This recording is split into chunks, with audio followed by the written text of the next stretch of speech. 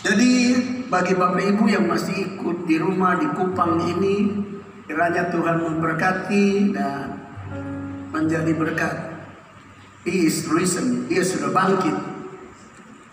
Saya berharap bahwa kita menikmati power of He is risen. Kuasa bahwa dari kebangkitannya Ia sudah bangkit. Nah, Bapak Ibu, saudara-saudara yang saya kasih dalam Tuhan Yesus Kristus, mari kita ikuti dulu bacaan yang kita harus dengar pagi ini dalam Matius pasal 28 mulai ayat 1. Setelah hari Sabat lewat menjelang menyingsingnya fajar pada hari pertama minggu itu, pergilah Maria Magdalena dan Maria yang lain menengok kubur itu. Maka terjadilah gempa bumi yang hebat, sebab seorang malaikat Tuhan turun dari langit dan datang ke batu itu dan menggulingkannya lalu duduk di atasnya. Wajahnya bagaikan kilat dan pakaiannya putih bagaikan salju. Dan penjaga-penjaga itu gentar ketakutan dan menjadi seperti orang-orang mati. Akan tetapi malaikat itu berkata kepada perempuan-perempuan itu, "Janganlah kamu takut. Sebab aku tahu kamu mencari Yesus yang disalibkan itu. Ia tidak ada di sini, sebab Ia telah bangkit. He is risen." Ia sudah bangkit. Sama seperti yang telah dikatakannya. Mari lihat tempat Ia berbaring. Dan segeralah pergi dan katakanlah kepada murid-muridnya bahwa Ia telah bangkit dari antara orang mati. Ia mendahului kamu ke Galilea, di sana kamu akan melihat Dia. Sesungguhnya aku telah mengatakannya kepadamu. Mereka segera pergi dari kubur itu dengan takut dan dengan sukacita yang besar dan berlari cepat-cepat untuk memberitahukannya kepada murid-murid Yesus. Tiba-tiba Yesus berjumpa dengan mereka dan berkata, "Salam bagimu." Mereka mendekatinya dan meluk kakinya serta menyembahnya. Maka kata Yesus kepada mereka, "Jangan takut. Pergi dan katakanlah kepada saudara-saudaraku supaya mereka pergi ke Galilea, dan di sanalah mereka akan melihat aku." Dari bacaan ini, mari kita fokus kepada ayat yang ke-10. Pertama, jangan takut. Kedua, pergi dan katakan kepada saudara-saudaraku. Tuhan Yesus bilang begitu. Sedangkan ayat 7, malaikat bilang mereka murid-murid. Tuhan Yesus omong mereka saudaraku. Lalu yang ketiga, pergi ke Galilea, dan di sanalah mereka akan melihat aku. Nah, Bapak Ibu, saudara-saudara yang saya kasih dalam Tuhan Yesus, pertama, jangan takut. Memang Tuhan Yesus mesti ngomong jangan takut, sebab warisan ketakutan ini sudah berjalan berabad-abad lamanya, mulai dari Kejadian pasal 3. Ketika manusia jatuh dalam dosa, sudah ada ketakutan. Tambah lagi, sampai kepada zaman perjanjian baru, zaman di mana kehadiran missio Dei atau misi Allah, dan Yesus 3,5 tahun bekerja, murid-murid, orang-orang yang mengikuti Yesus menyaksikan berulang-ulang kali Yesus ditolak, berulang-ulang kali Yesus diusir, berulang-ulang kali Yesus tidak diterima, berulang-ulang kali Yesus difitnah, beberapa kali Yesus ingin dibuang ke dalam jurang, berakhir penderitaan yang sangat menyakitkan dan sangat mengerikan itu waktu Yesus ditangkap. Matius 28 ayat 10, maka kata Yesus kepada mereka, jangan takut. Do not be afraid. Jangan takut.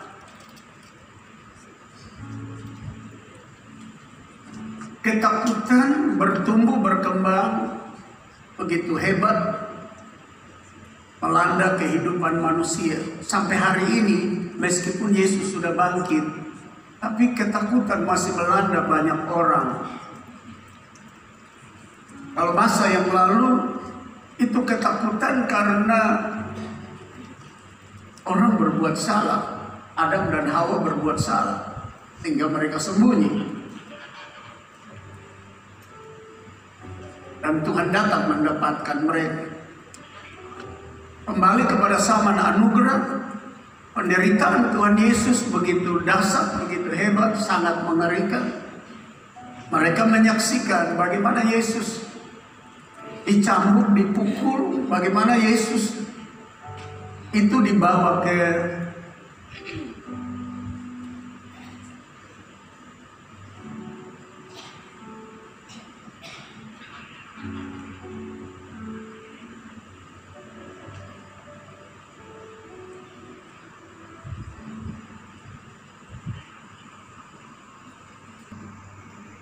alat-alat teknologi IT berubah.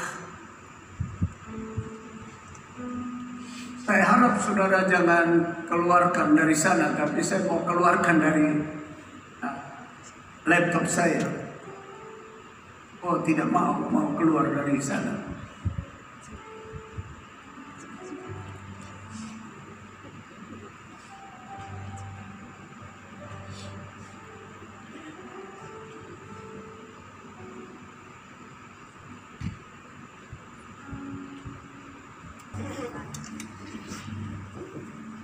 Sekali lagi saya sampaikan kepada kita ikuti bacaan dalam Matius pasal 28. Saya ingin kita fokus kepada ayat yang ke-10. Maka kata Yesus kepada mereka, jangan takut, pergi dan katakanlah kepada saudara-saudaraku supaya mereka pergi ke Galilea, dan di sanalah mereka akan melihat aku. He is risen. Dia sudah bangkit. Ketika kita membaca ayat 7 dan ayat 10, kita menemukan perbedaan penyebutan terhadap pengikut Yesus. Malaikat berkata, kasih tahu murid-murid. Dalam pandangan malaikat, mereka masih murid.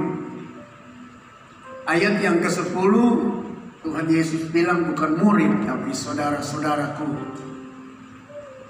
Mari kita lihat pertama, do not be afraid, jangan takut.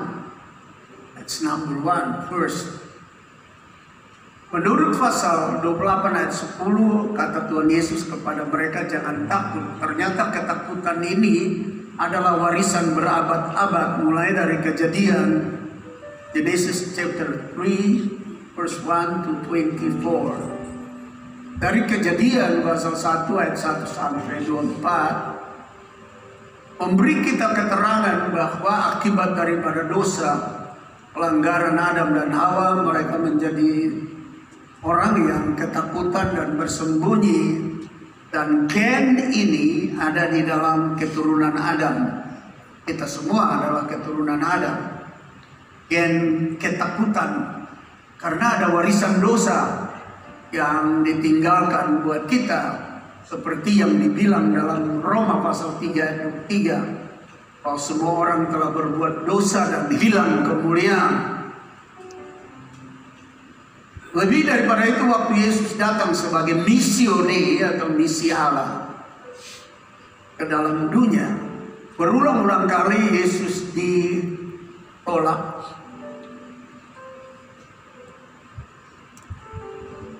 diusir, tidak diterima, dengan endingnya ia disalibkan. Dan sebelum disalibkan,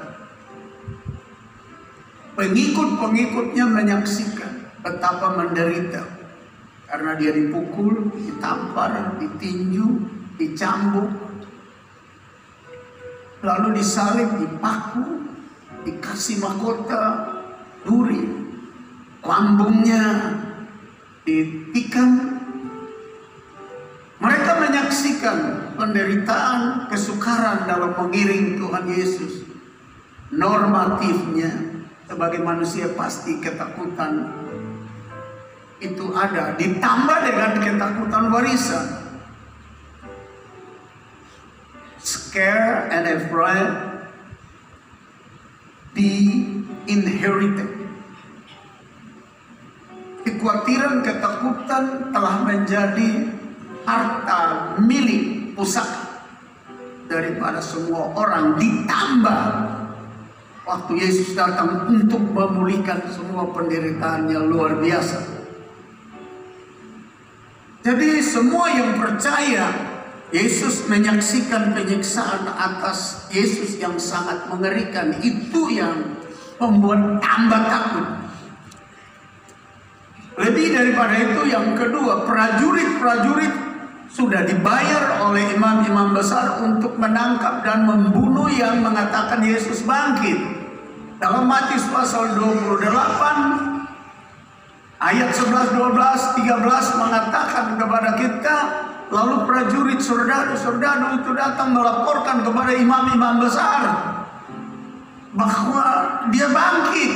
Lalu mereka rapat kilat untuk membuat sebuah keputusan, mengeluarkan dana dari bait Allah untuk bayar kepada serdadu-serdadu, prajurit-prajurit, untuk mengatakan kemana-mana Yesus tidak bangkit, dia dicuri oleh murid-muridnya.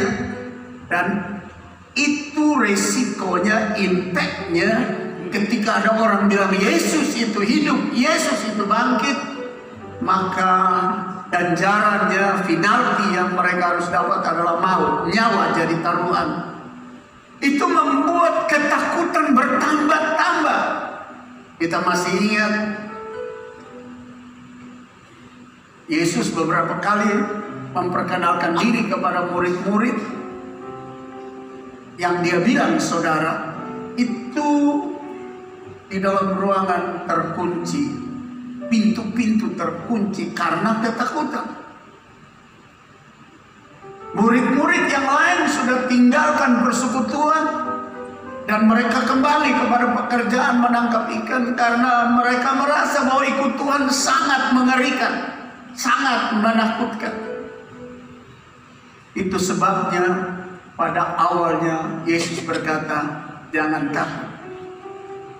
Kamu saksikan penderitaan, kamu siksaan, kamu menyaksikan akan pukulan, cambuk, paku yang ditanam pada kakiku dan tanganku, kepalaku yang bermahkota duri, lambungku yang ditombak.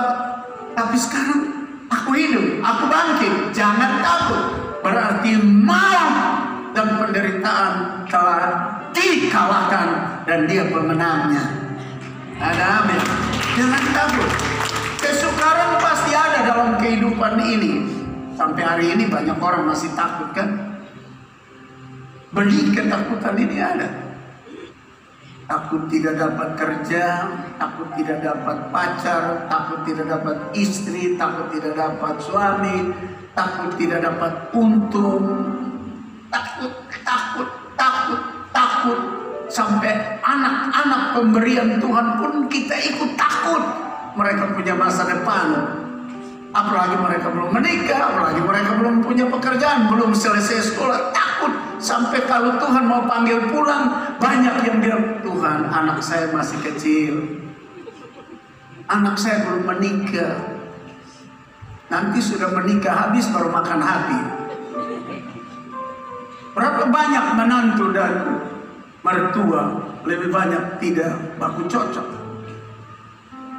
Apalagi kalau waktu menikah ada indikasi calon mertua tidak senang, wah itu lebih parah. Ketakutan beranak tidak di dalam kehidupan kita. Tapi ingat 2000 tahun yang lalu waktu Yesus bangkit, pertama dia jumpa orang-orang yang dilanda ketakutan. Do not be afraid. Jangan takut.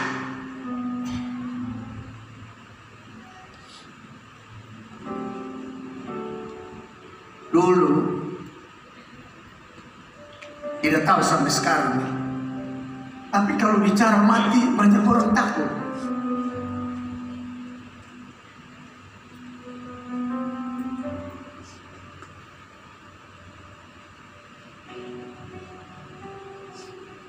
Sampai saya masih ingat dulu kalau pergi melayat orang mati, melayat ya, di mete-mete begitu. Kan mereka sudah siap peti di saya punya teman-teman jangan tidak mau ikut jalan dekat peti mati. Takut.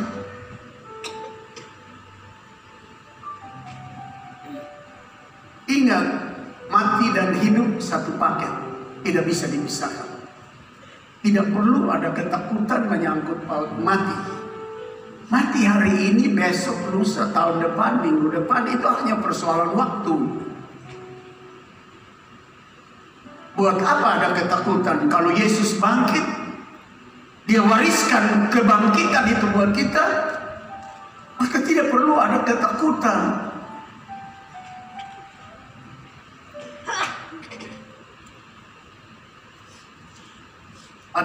Yohanes pasal 11 ayat 24, 25, 26 berkata, Yesus bicara kepada Marta dan Maria. Ketika Tuhan Yesus bilang, Lazarus tidur. Lalu mereka bilang, kalau tidur dia pasti bangun. Tapi ini 4 hari sudah bau. Lalu Marta Maria berkata, kami percaya dia akan bangkit, tapi nanti pada akhir zaman. Lalu Yesus berkata, akulah kebangkitan dan hidup. Mereka yang percaya kepadaku, yang mati dan selama hidup percaya kepadaku, mereka akan bangkit. Dan mereka yang masih hidup dan percaya kepadaku tidak mati selama-lamanya. Lalu Rasul Paulus makin bicara dengan tegas bahwa sebenarnya kematian itu penanggalan tubuh yang dikuasai oleh hukum ruang untuk mengenakan tubuh yang tidak dikuasai oleh hukum ruang dan waktu. Artinya tubuh yang kekal. Tubuh yang ada ini kita tinggalkan karena memang harus ditinggalkan, karena kita mau mengenakan tubuh yang lebih mulia. Jadi Bapak Ibu Saudara-saudara, kenapa saya coba bicara banyak tentang takut mati? Karena maut adalah sesuatu yang mengerikan dan menakutkan bagi banyak orang yang tidak mengenal Yesus, yang sudah bangkit dari maut. Sehingga firman Allah berkata, hai maut, di mana kesengatmu? Hades, where your sting? Maut, di mana sengatmu? Nah, Bapak Ibu Saudara-saudara yang saya kasih dalam Tuhan Yesus, murid-murid, orang-orang yang ikut Yesus 2000 tahun yang lalu, penuh ketakutan karena melihat maut yang merenggut Yesus Kristus. Mereka tidak melihat bahwa Yesus janji bahwa hari ketiga dia bangkit. Itu sebabnya ketika mereka ditutupi dengan ketakutan, karena takut mati, takut menderita, takut sengsara, takut dicambuk, takut diborgol, takut dibunuh, takut dalam segala aspek. Waktu Yesus bangkit pertama dia bilang jangan takut.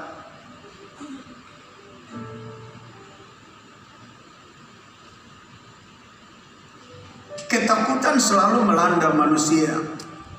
Kita tidak bisa menyangkal itu. Tapi sudah dari 2000 tahun yang lalu Tuhan Yesus ngomong jangan takut. Kalau begitu, ketakutan datang, apa yang kita harus buat? Apa yang kita harus kerjakan? Kita ingat saja dia ngomong bilang jangan takut. Selesai. Kalau saudara dan saya takut, saudara bisa menyelesaikan persoalan takut? Tidak bisa kan? Siapa yang bisa menyelesaikan persoalan takut? Tidak ada orang yang bisa menyelesaikannya. Tinggal sebagai orang percaya ingat. Already 2000 years ago, Jesus says to all people, don't be afraid. 2000 tahun yang lalu, Tuhan sudah ngomong, jangan takut. Kenapa perkataan itu tidak menguasai hati kita dan pikiran kita? Sehingga waktu ketakutan datang, kita akan katakan, oke, ketakutan boleh datang, tapi saya sudah dengar 2000 tahun yang lalu dicatat, sekarang saya tidak perlu takut. Sebab saya tidak bisa menyelesaikan ketakutan yang melanda hidup saya. Kalau melamar untuk bekerja takut tidak diterima. Tes masuk universitas takut tidak lolos. Ujian naik pangkat takut tidak lolos. Buka kios, buka toko takut tidak untung. Aduh, semua takut. Mau naik pesawat takut jatuh pesawat.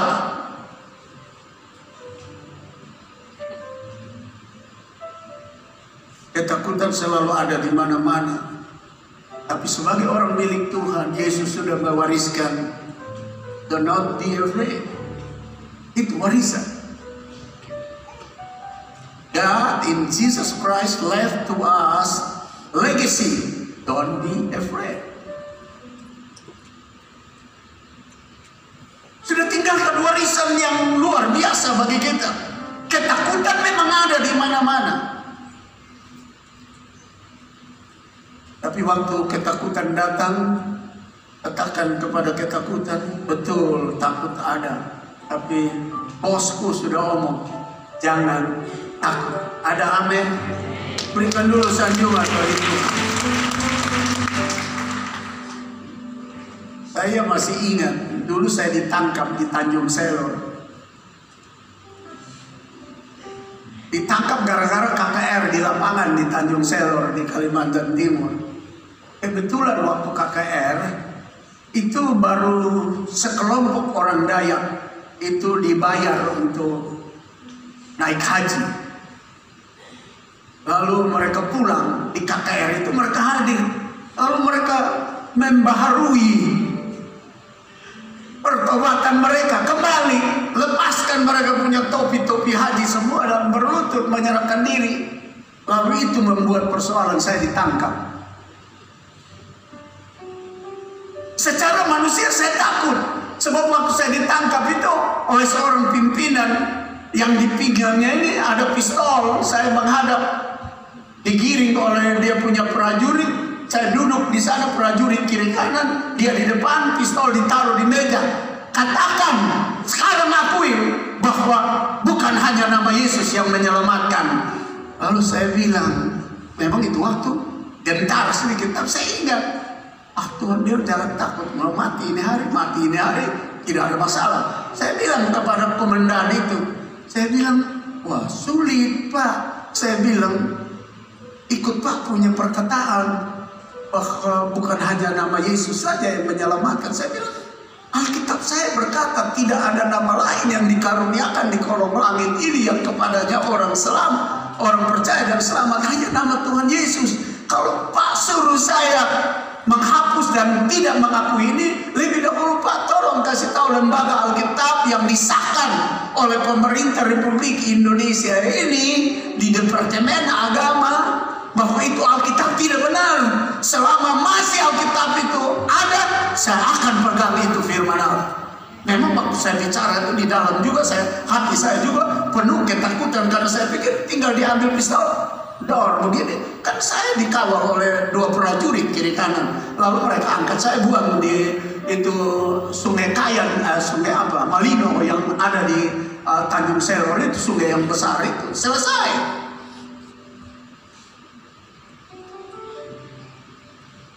Ketakutan memang ada, tapi waktu itu saya ingat, Tuhan bilang jangan takut. Sudah, apa yang jadi? Berita tersiar di seluruh Indonesia, termasuk sampai di Bali. Orang semua sudah pikir saya mati. Lalu mereka sudah kumpul, teman-teman di Bali sudah berkumpul, lalu sudah bikin acara semacam kebaktian bahwa saya sudah habis di Kalimantan. Tiba-tiba saya tiba di Denpasar, mereka semua berteriak histeris. Mereka bilang, aduh, you masih hidup, you masih hidup, you masih hidup. Pendeta Laskodat almarhum dengar bahwa saya juga mati, tidak berani bilang sama ibu saya. Tidak berani cerita sama ibu saya, karena ibu saya orang setia gereja, walaupun nanti mau perjamuan bersikat gigi kasih putih.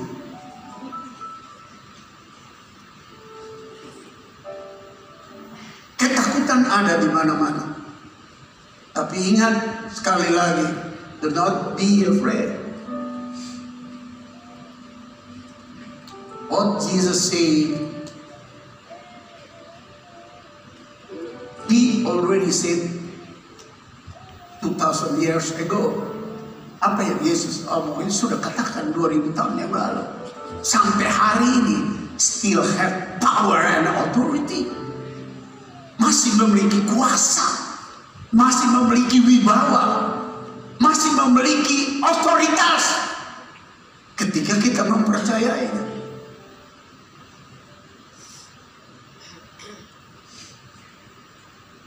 Saya ingat satu penerbangan saya dari Makassar menuju ke Kendari. Waktu dari airport Mandai, namanya Mandai, airport Makassar namanya Mandai. Kita take off. Ini kapal pesawat tidak pernah naik-naik begitu. Tidak lama kita sudah rasa bahwa itu roda pesawat sudah sikat pohon-pohon di bawah. Wah, di atas pesawat itu sudah semua berteriak.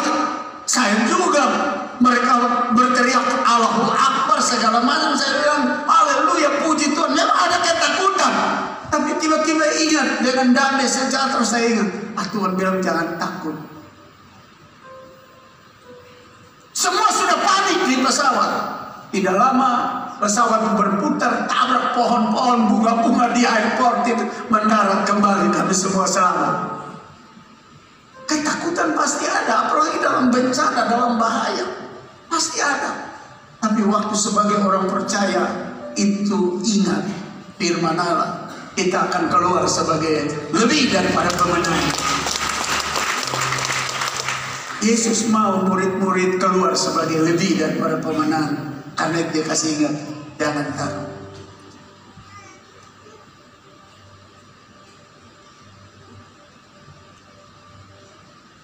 Ketika mereka di tengah jalan, datanglah beberapa orang dari penjaga itu, ayat yang 11 dari Matius 28. Ke kota dan memberitahukan segala yang terjadi itu kepada imam-imam kepala. Dan sesudah berunding dengan tua-tua, mereka mengambil keputusan lalu memberikan sejumlah besar uang kepada saudara-saudara itu. Dan berkata, kamu harus mengatakan bahwa murid-muridnya datang malam-malam dan mencurinya ketika kamu sedang tidur. Dan apabila hal ini kedengaran oleh wali negeri, kami akan berbicara dengan dia sehingga kamu tidak beroleh kesulitan apa-apa. Mereka menerima uang itu dan berbuat seperti yang dipesankan kepada mereka. Siapa yang pesan? Imam-imam besar, pimpinan-pimpinan agama. Kira-kira uangnya dari mana? Dari kas gereja, dari kas bait Allah, dari kas rumah Tuhan diambil untuk tutup mulut semua orang, terlebih saudara-saudara, supaya mereka hanya bisa buka mulut mengatakan Yesus dicuri, Yesus tidak bangkit, Yesus tetap mati. Dan saudara, Bapak Ibu, Ketika orang terima uang begitu dan perintahnya seperti itu, dia punya impact itu begini. Siapa yang bilang dia hidup, nyawa jadi taruhan. Itu juga yang membuat ketakutan. Maka hidup kemana-mana dikejar dengan ketakutan. Karena ada prajurit-prajurit yang siap mengeksekusi setiap orang yang mengatakan bahwa dia hidup. Di dalam kehidupan ini juga kita dikejar dengan sesuatu yang mengeksekusi kita. Ketika kita mau hidup di dalam kebenaran dan mengakui kebenaran dan berjalan dalam kebenaran, setan akan berupaya mengeksekusi kita dengan berbagai cara untuk mematikan, bukan langsung pada tubuh kita, tapi langsung kepada iman percaya kita untuk tidak percaya akan apa yang Yesus katakan, mengatakan jangan takut. Yang kedua, katakan kepada saudara-saudaraku, pergi dan katakanlah kepada saudara-saudaraku. Second, go and tell to our brothers or my brothers. Katakan kepada saudara-saudaraku. Ketika saya membaca ini, lalu ayat yang ke-7 tadi saya bilang, malaikat-malaikat saja masih omong, mereka itu murid bukan saudara.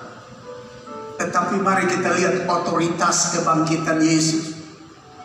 Waktu Yesus bangkit, status kita diubah. Kedudukan kita diubah. Dari orang yang takut, dari orang yang dikejar ketakutan, dari orang yang ada di dalam kehidupan yang bimbang, yang ada dalam kehidupan yang tidak ada arah, satu kehidupan yang rasanya tidak ada hubungan kuat dengan Yesus, karena mereka anggap dia sudah mati. Dia bilang kepada perempuan-perempuan yang datang ke kubur pagi-pagi, tolonglah bilang kepada saudara-saudaraku,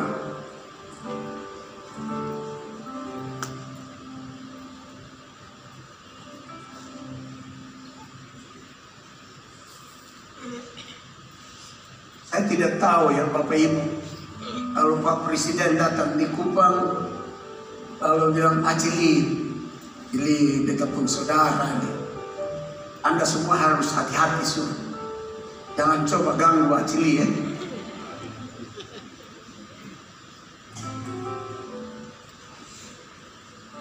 Atau paling kurang lah kalau di kampung lalu Pak Camat datang di situ lalu bilang sama Pak Hedu, saudara-saudara ini saya pun saudara kandung ini. Itu adalah pernyataan untuk saudara paling kurang menghormati dia, menghargai dia, jangan ganggu dia karena saya Pak Camat, dia saya pun saudara.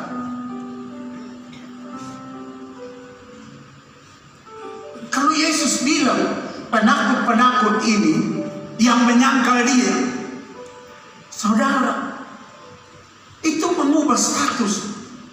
Mari kita lihat, saudara artinya seayah dan seibu atau satu darah.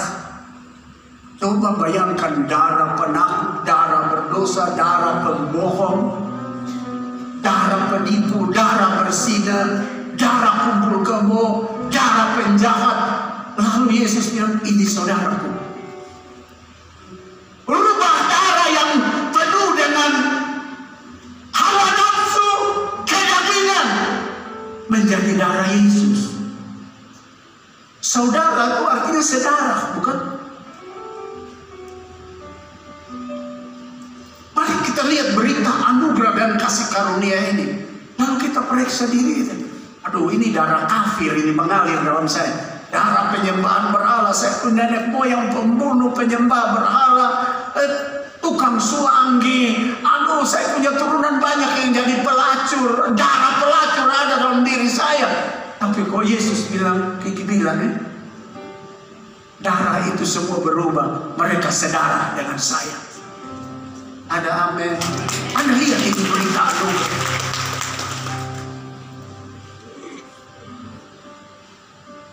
Darah yang penuh dengan aliran dosa dan hawa nafsu berubah status waktu Yesus bangkit. Kasih tahu ya. Darah yang mengalir di dalam darah mereka bukan darah mereka lagi, tapi darahmu, saudaraku. Karena saudara itu artinya saudara.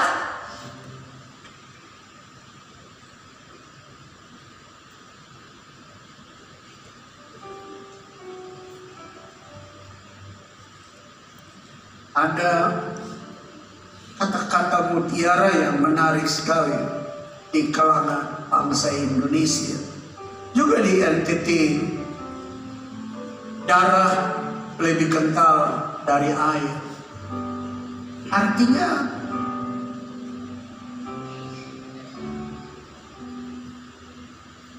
Pak saudara itu biar batas salah, tetap saudara. Kalau Pak saudara batas salah, orang lain jangan campur urusan, karena saudara air, saudara bukan darah. Saudara dengan dia. Ini bahasa yang menarik sekali. Lalu kalau Yesus bilang kita saudara, darah lebih kental dari air. Apapun yang terjadi, Yesus tetap mengakui kita saudara. Maka itu dia bilang, aku tidak ingin seorang pun binasa. Setiap orang yang datang kepadaku tidak pernah aku tolak karena saudara. Kenapa saudara?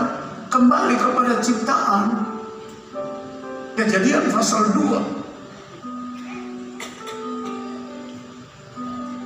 Mari kita ciptakan manusia itu serupa, segambar, sedara, seroh, sejiwa dengan kita, saudara.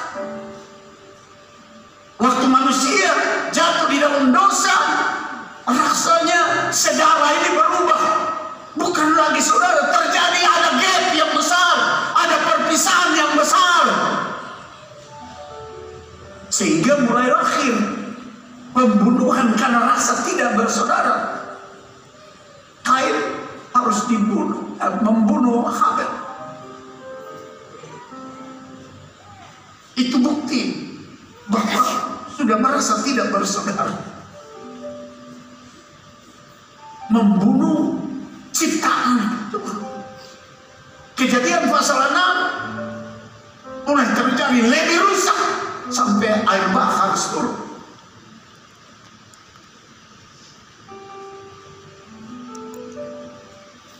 Kita bersyukur ya. Di dalam diri kita ini mengalir darah yang penuh dengan dosa. Tapi waktu Yesus bangkit dia bilang, kasih tahu saudara-saudara.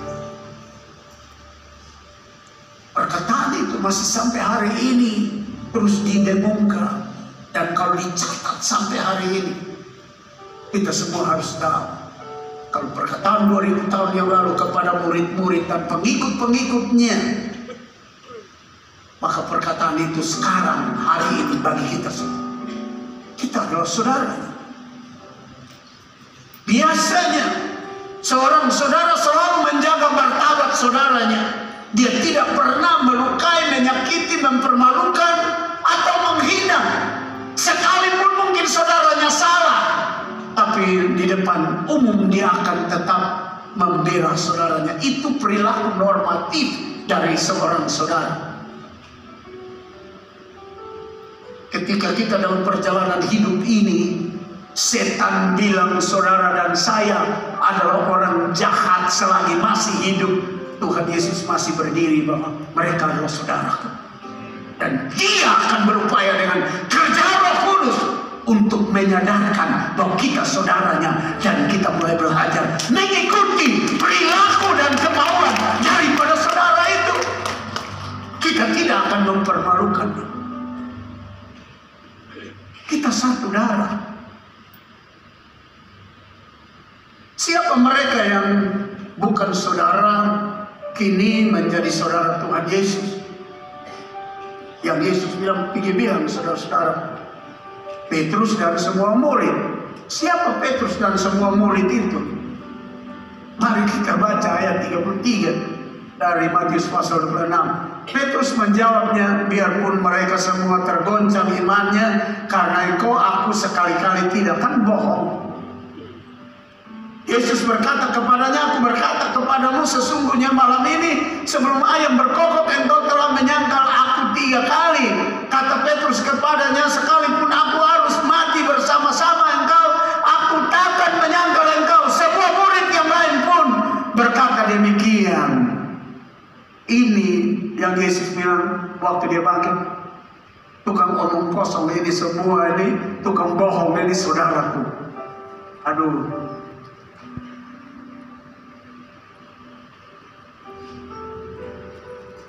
Ada banyak bapak, banyak ibu, gara-gara anaknya buat kejahatan, dia menyangkalnya di muka umum, itu bukan anak saya. Ada saudara yang begitu, kebetulan saudaranya buat jahat dan yang akan dieksekusi mati, mereka itu bukan saudara kami, padahal saudara. Tapi kita lihat, orang yang berjanji untuk setia tapi ternyata bohong. Tuhan Yesus waktu bangkit ada kesempatan, dia bilang itu saudara. Dia tidak malu mengaku pembohong, saudara. Dia tidak malu mengaku yang menyangkal dia dan bersumpah aku tidak kenal dia. Dia bilang itu saya pun saudara. Itu berarti apa? Dia rela menanggung semua yang salah dan yang tidak benar. Dia rela pikul, dia rela tanggung.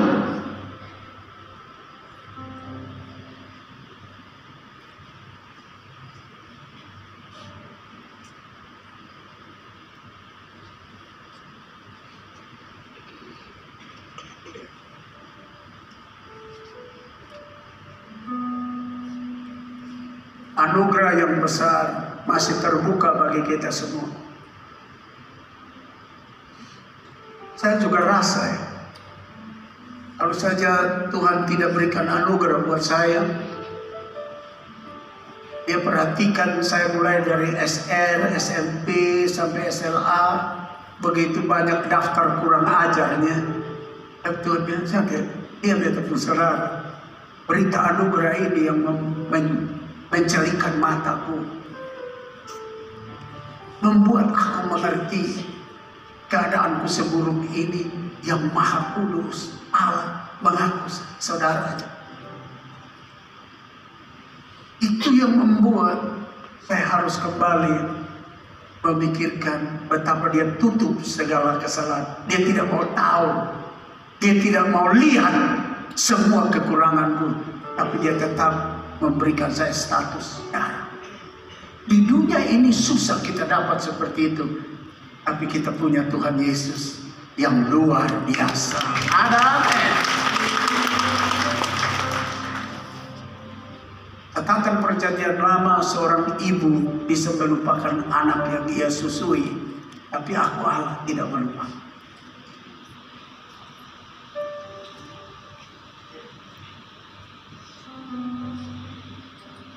Jika kita 2 Timotius 3 ayat 13, jika kita tidak setia, dia tetap setia karena dia tidak dapat menyangkal dirinya, kita sendiri di diri. Kalau saja dia berperilaku seperti saya atau saudara, kita semua sudah hilang. If we are faithless, kalau kita tidak setia, he remain faithful, ia masih tetap setia. He cannot deny himself. Bahasa Inggrisnya bilang begitu, dia tidak menyangkal dirinya. Berarti kita tidak bilang dirinya, tubuhnya.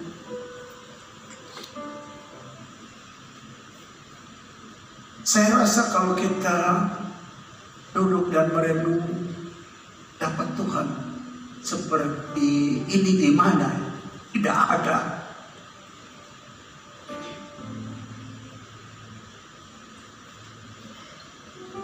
yang penuh belas kasihan.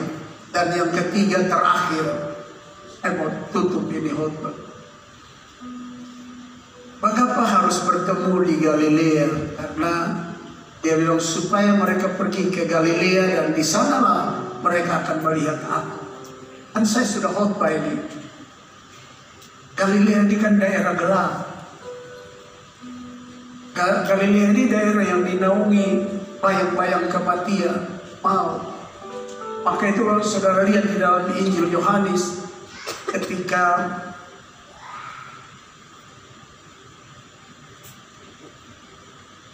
Filipus ketemu Nathanael,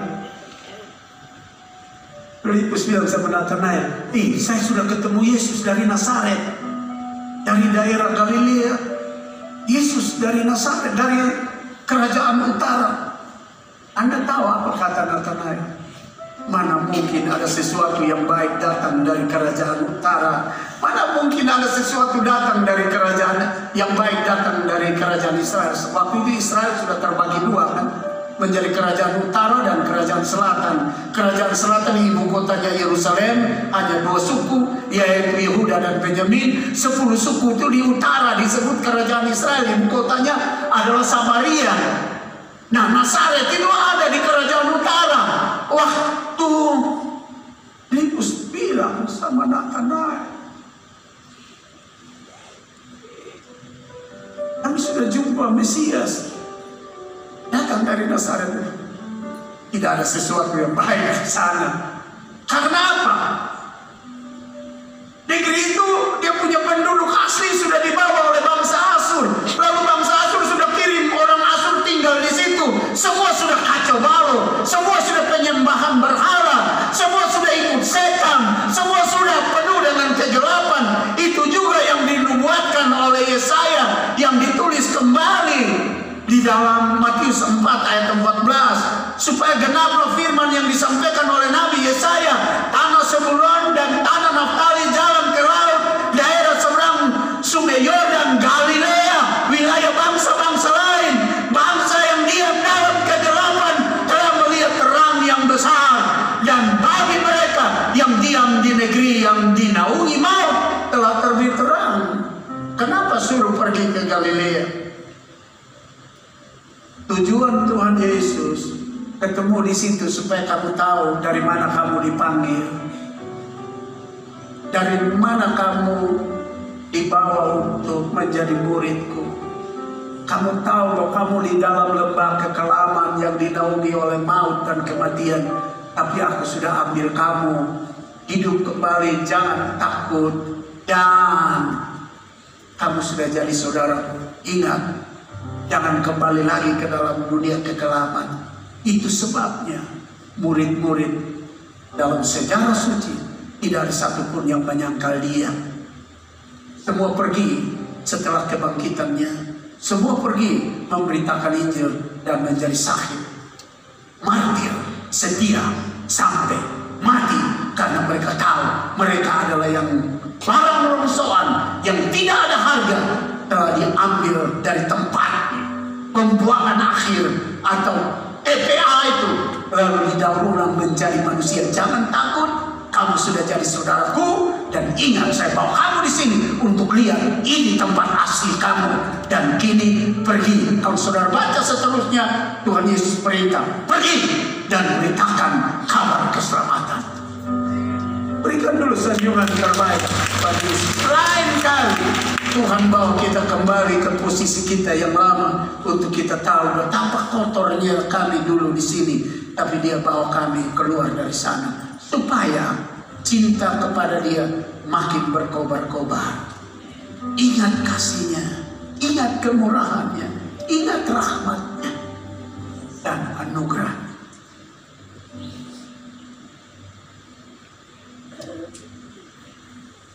Mari kita bangkit berdiri sih.